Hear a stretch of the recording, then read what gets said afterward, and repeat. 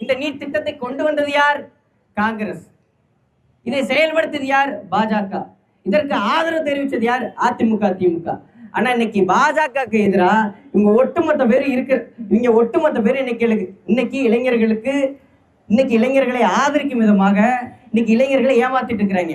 நீட்டு கொண்டு வந்த பொழுது இந்த எல்லா கட்சிகளும் அமைதியாகத்தான் இருந்தது. அன்னைக்கு ஒரே ஒரு கட்சி மட்டும்தான் இந்த நீட்டை எதிர்த்தது. அன்றைக்கு ஒரே ஒரு தலைவர் மட்டும்தான், தமிழ் மகன் என் பெரியப்பா சீமானவர்கள் ஒருத்தாள் மட்டும்தான் இந்த நீட் திட்டத்தை எதிர்த்தார். அன்னைக்கு இது துணிஞ்சு கேட்பதற்கு ஒரு ஆளுக்கும் இந்த நாட்டுல தெம்பு திராணி கிடையாது. இவரு அண்ணன் விஜய் அவர்கள் சொன்னாரு, நான் ஆட்சிக்கு வந்துட்டா நான் நீட்டை ஒழிச்சிருவேன். திமுக சொன்னாங்க என்னட்ட ஒரு ரகசியமான சீக்ரெட் இருக்கு அப்படின்னு சொல்லி திமுக கடந்த 5 வருஷத்துல நம்மளை ஏமாத்திட்டாங்க. ஆனா அந்த சீக்ரெட்டை விட என்னட்ட மிகப்பெரிய ஒரு சீக்ரெட் இருக்கு, நான் வச்சிருக்கேன், எனக்கு விசிலுக்கு வாக்கு செலுத்துங்கன்னு சொல்லி மாண்புமிகு தமிழ்நாடு முதலமைச்சர் விஜய் அவர்கள் கேட்டாங்க. தன்னுடைய 2வது விக்கிரவாண்டி மாநாட்டில் என்ன சொன்னாங்கன்னா, என்னுடைய தங்கை வித்யா இறந்தது போல இருந்தது, தங்கை அனிதா இறந்தது, அந்த அளவுக்கு இந்த துயரை என்னால் தாங்கிக்க முடியல அப்படின்னு மாண்புமிகு முதலமைச்சர் விஜய் அவர்கள் சொன்னாங்க. ஆனா இவர் ஆட்சிக்கு வந்த பிறகு கிட்டத்தட்ட 4 மாணவர்கள் இந்த நீட் தேர்வுக்காக உயிர் நீத்திருக்கிறாங்க. ஆனா அதை பத்தி ஒரு கண்டனம் கூட தெரிவிக்கல. அதை பத்தி இங்க எந்த ஊடகமுமே போடல.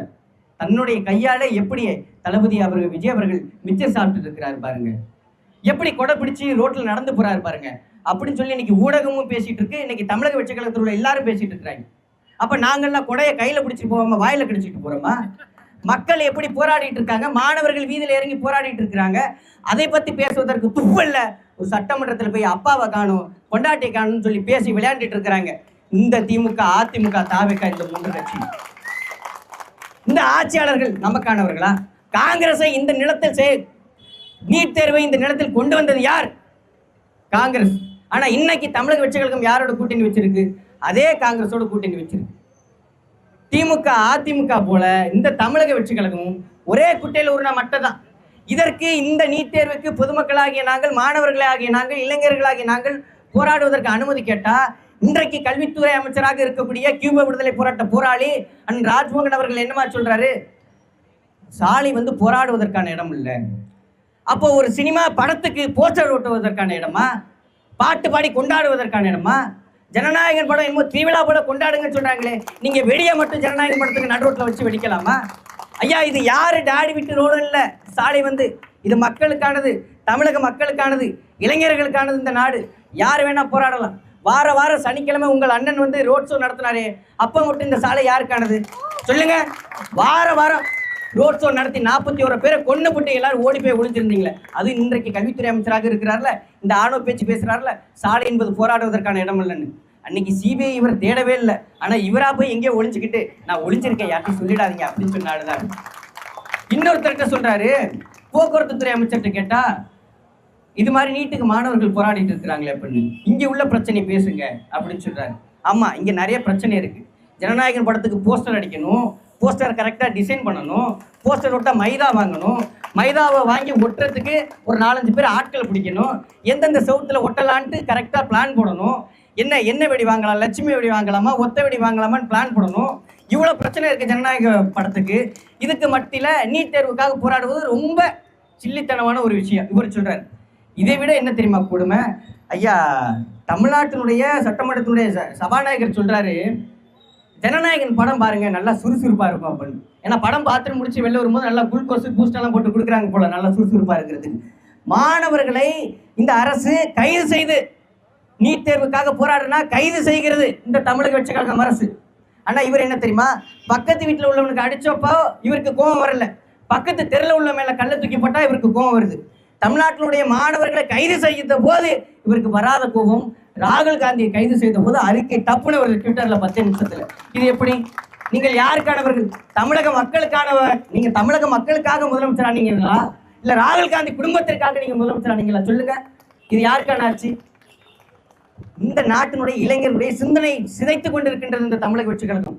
ஒரு பக்கம் ஜனநாயகத்தை காப்பாத்தன்னு சொல்லி இளைஞர்கள் போராடிட்டு இருக்காங்க, இன்னொரு பக்கம் எனக்கு ஜனநாயக டிக்கெட் எப்படியாச்சும் வாங்கி கொடுங்கன்னு சொல்லி போராடிட்டு இருக்காங்க. எவ்வளவு கேலி குத்தா இருக்கு இந்த நாடு. என் அன்பார்ந்தவர்களே, உங்களுக்கு ஒன்று தெரியுமா? உலகிலேயே அதிக மணி நேரம் வாசிக்கின்ற நாடு எது தெரியுமா? இந்தியா தான். ஒரு வாரத்திற்கு 10 மணி நேரம் 48 நிமிடங்கள் இந்தியர்கள் வாசிக்கிறாங்க. அதுல எத்தனை மணி நேரம் தமிழ்நாட்டில் உள்ள மாணவர்கள் வாசிக்கிறாங்க, புத்தகம் வாசிக்கிறாங்க, இந்தியாவில் உள்ள புத்தகங்கள் வாசிக்கிறாங்கன்னு தான் இங்கே கேள்விக்குரிய. இங்கே வார இறுதியில் யாரும் லைப்ரரி போய் புத்தகம் படிப்போன்னு இல்லை. எல்லாம் வார இறுதியான ஒரு நடிகருடைய போஸ்டருக்கு பாலாபிஷேகம் செய்ய போயிடலாம். உங்களை நண்பா, நண்பி, ரத்தமே, உறவே என்று சொல்கிறார்களே அந்த நடிகர் தன்னுடைய பிறந்தநாளுக்கு தன்னுடைய புகைப்படத்துக்கு பாலுத்த சொல்வார், தன்னுடைய பிறந்தநாளுக்கு கேக் வெட்ட சொல்வார், தன்னுடைய பிறந்தநாளுக்கு ரத்தம் கொடுக்க சொல்வார், மறக்காம என்னுடைய இயக்கத்தில் வந்து எல்லாரும் சேருங்கன்னு சொல்வார், மறக்காம நான் செய்கிற தவறுகளுக்கெல்லாம் முட்டு கொடுங்கன்னு சொல்வார். ஆனால் மறந்தும் கூட ஒரு புத்தகத்தை பற்றியோ ஒரு புரட்சியாளனை பற்றியோ தமிழ்நாட்டில் நடக்கிற சிக்கலை பற்றியோ ஒரு பொழுதும் அவர் பேச மாட்டார். ஏன்? ஸ்கிரிப்ட் பேப்பரில் இந்த பிரச்சனையெல்லாம் எழுதியிருக்காது, அதனால இவர் பேச மாட்டார். செப்டம்பர் 27க்கு பிறகு ஒரு முறை கூட இவர் பிஜேபி அரசை அவர் கண்டிக்கவே இல்லை. ஏன்னா ஸ்கிரிப்ட் பேப்பரில் பிஜேபியை நீங்கள் கண்டிக்கணும்னு எழுதியிருந்தா கூட அண்ணன் விஜய் அவர்கள் இந்த பிரச்சனையை பற்றி பேச மாட்டார். ஏன்? இவருடைய குடுமி ஐயா மோடி அவர்கள்ட்ட இருக்கு. இன்றைக்கு அந்த கரூர் பிரச்சனை, கரூர் வழக்கு இன்றைக்கு வரைக்கும் போய் கொண்டிருக்கிறது. அதனால தொடர்ச்சியாக நீங்கள் சொல்கின்ற 0 சீட்டு நாம் தமிழர் கட்சி, நீங்கள் சொல்கின்ற ஒத்த சீட்டு கூட ஜெயிக்காத நாம் தமிழர் கட்சி தான் இன்னைக்கு தெருவில் வந்து மாணவர்களுக்காக நின்று இந்த களத்தில் போராடி கொண்டிருக்கின்றது. இன்னைக்கு எந்த கட்சிகளும் இன்றைக்கு மாணவர்களுக்கு துணையா குரல் கொடுக்க இன்றைக்கு எந்த கட்சிகளும் இல்லை. ஐயா விவேகானந்தர் சொல்றாங்க, இனம் ஒரு 100 இளைஞர்களை கொடுங்கள், இந்த தேசத்தை நாங்கள் மாற்றி காமிக்கிறோம் அப்படின்னு. இன்னைக்கு ஒட்டுமொத்த இளைஞர்கள் இந்த இடத்தில் கூடி நிற்கின்றோம். இனியாவது எங்களுக்கு ஒரு வாய்ப்பு கொடுங்கள், நாங்கள் இந்த தமிழ் தேசத்தை மாற்றி அமைக்கின்றோம். நன்றி, வணக்கம். நாம் தமிழர், தமிழ்தாய் வாழ்க, தலைவர் பிரபாகரன் வாழ்க. நார்த்தில் வந்து ஃபேக் நீட்டுக்காக போராடுறாங்க, தமிழ்நாட்டில் வந்து பேன் நீட்டுக்காக போராடுறாங்க. இது எவ்வளோ பெரிய ஒரு கேலி கூத்து அப்படின்னு ஒரு பக்கம் வந்து ப்ரொபகேண்டாவை செட் பண்ணுறாங்க. ஏன் அவங்க ஃபேக் நீட் கேட்குறாங்க, நாம் பேன் நீட் கேட்கோன்னா, நாம் ஏன் நீட்டை அடிப்படையில் எதிர்க்கோன்னா, இது வந்து இப்போ நேற்று இல்லை, 10 வருடங்களாக வந்து நீட் வந்த காலத்துல இருந்தே நீட்டை வந்து தமிழ்நாடு எதிர்க்கிறதா தான் தமிழ்நாடோட ஸ்டாண்டாக இருக்குது. ஏன் அப்படின்னா, நம்மளோட தமிழக மாணவர்கள் வந்து எதில் படிக்கிறாங்க அப்படின்னா ஸ்டேட் போர்ட் சிலபஸில் படிக்கிறாங்க. ஆனால் நீட் எக்ஸாம் எந்த சிலபஸில், நீட்கான கொஸ்டின் பேப்பர்லாம் கேட்கப்படுது அப்படின்னா என்சிஆர்டி சிலபஸ், சிபிஎஸ்சி ஸ்கூல்ஸில் வழங்கக்கூடிய அந்த என்சிஆர்டி சிலபஸில் தான் கேள்வி கேட்குறாங்க. அப்போ நம்ம பள்ளி மாணவர்கள் வந்து எல்கேஜிலேருந்து 12வது வரைக்கும் ஸ்டேட் போர்டில் படிச்சுட்டு எக்ஸாம் மட்டும் போய் என்சிஆர்டி சிலபஸில் திடீர்னு ஒரு நாள் எழுதி அதையே ஒரு வாழ்க்கையோட தலைவிதியாக வச்சு அவங்களுக்கு சீட்டு கொடுக்கணும்னா இது என்ன நியாயம்? அதனால தான் நம்ம அடிப்படையில் நீட் தேர்வை எதிர்க்கும். இது ஒரு சம வாய்ப்பே கிடையாது. நார்த் இந்தியாவில் ஏகப்பட்ட ஸ்கூல்ஸ் வந்து என்சிஆர்டியில் தான் இருக்குது. இங்கே தமிழ்நாட்டில் கேந்திர வித்யாலயா இந்த மாதிரி என்சிஆர்டி பேஸ்டு ஸ்கூல்ஸ் வந்து சிபிஎஸ்சி ஸ்கூல்ஸ், ஐசிஎஸ்சி ஸ்கூல்ஸ் நிறையா இருக்குது. அப்போ ஸ்டேட் போர்டில் படிக்கிற பிள்ளைங்க மட்டும் போர்டு எக்ஸாம்ஸ்க்கும் படிக்கணும், இந்த நீட் எக்ஸாமை பாஸ் பண்ணுறதுக்கும் படிக்கணும். அப்போ இது எவ்வளோ பெரிய மன உளைச்சலான விஷயம். எவ்வளோ காப்பகலாக கண்முழிச்சு படித்து இந்த ஒரு எக்ஸாமுக்காக அவங்க வாழ்க்கையவே வந்து அர்ப்பணிச்சு இந்த எக்ஸாமில் ஜெயிச்சாதான் வாழ்க்கைங்க அளவுக்கு படித்து கடைசியில் இந்த எக்ஸாம் பேப்பர் வந்து லீக் ஆகிடுச்சு. லீக் ஆகி திரும்ப எக்ஸாம் நடத்துகிறாங்கன்னா இது எவ்வளோ பெரிய கொடுமையான விஷயம். இதுக்கு எந்த வகையில் இந்த பாஜக அரசு பொறுப்பேற்றுக்கவே இல்லை. இதுக்கு என்ன பண்ணாங்க, இந்த நீட் எக்ஸாம் அப்போனா மோடி வந்து இட்டாலி பிரைம் மினிஸ்டர் மெலோனி கிட்ட போய் சாக்லேட் கொடுத்து வீடியோ போட்டு பிஆர் டீம் வச்சு பிஆர் வேலை பார்த்துட்டு இருந்தாங்க. ஆனால் என்ன கர்மா இஸ் பூமராங்கிற மாதிரி கடைசியில் வந்து ஸ்டூடெண்ட்ஸோட எழுச்சி இவ்வளோ பெருந்திரளாக வந்து அவருக்கு வந்து ஆப்படிச்சிருச்சு. இன்றைக்கி தர்மேந்திர பிரதாப் வந்து ரிசைன் பண்ணாதான் இந்த போராட்டத்தை வந்து கைவிடுவோங்கிற அளவுக்கு மாணவர்கள் புகழ்ச்சி வெடிச்சிருச்சு. இந்த புகழ்ச்சியை பார்க்கும்போது அப்பாடா, இந்தியாவில் வந்து கொஞ்சமாவது அங்கங்கே வந்து புகழ்ச்சியாளர்கள் இருக்க வரைக்கும் இந்தியாவில் கொஞ்சம் வாழ்ந்துக்கலாம். தமிழ்நாட்டிலேயே அங்கங்கே புகழ்ச்சி வெடிக்குது, புகழ்ச்சியாளர்கள் இருக்காங்கங்கிற வரைக்கும் சந்தோஷமாக இருக்குது. சில இதை பார்க்கும்போது மன வருத்தமாக இருந்தாலும் புகழ்ச்சி என்றைக்குமே வந்து அங்கங்கே இருக்குது. அது வந்து பரவி எல்லார்ட்டையும் பரவி ஒரு விஷயம், ஒரு பாதிப்பு நடக்குது அப்படின்னா கட்சி சார்பாக இல்லாமல் இனம் சார்பாக இல்லாமல் எல்லாருமே ஒன்று கூடி அதுக்காக நம்ம வந்து குரல் கொடுக்கணும். நாம் தமிழர் கட்சியை கோகுல பாண்டியன் சகோதரர் சொன்ன மாதிரி முட்டை ஜீவ பாருங்க அது இதுன்னு சொன்னீங்க. இன்னைக்கு நாங்கள் தான் வந்து உங்களுக்காக நின்று பேசிகிட்டு இருக்கோம். தாவேகா தரப்புலேருந்து ஏதாவது மீட்டிங் போட்டாங்களா? ஒரு அறிக்கை கூட விடலை. நம்மளோட முதலமைச்சர், மாண்புமிகு முதலமைச்சர் விஜய் அவர்கள் ஒரு அறிக்கை விட்டுருக்காரு இந்த மாணவர்கள் போராட்டத்தை. அதில் ஒரு வார்த்தை பாஜகவை சி அப்படின்னு கூட சொல்லலை. ஆனால் திமுகவை மேடைக்கு மேடை திமுக தீய சக்தி, திமுக தீய சக்தின்னா தெரியுமா? அப்போ பாஜக என்ன தூய சக்தியா?